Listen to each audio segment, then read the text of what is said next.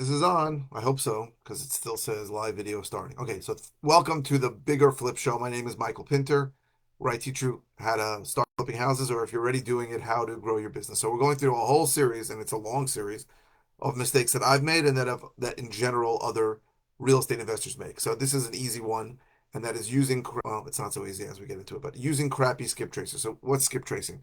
Skip tracing is the act of taking a name and an address and finding a phone number for it.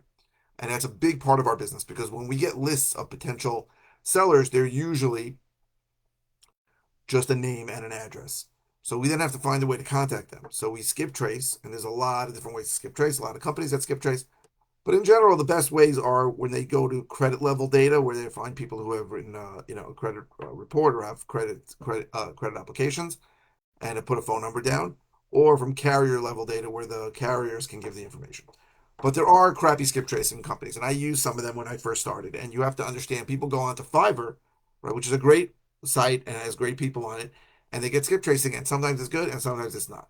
And what that means is that and even crappy skip tracing data can work, right? I got a very very lucrative deal from a crappy skip tracing company, but I got a very very low response rate because a lot of the numbers were more of the numbers were wrong than they should have been.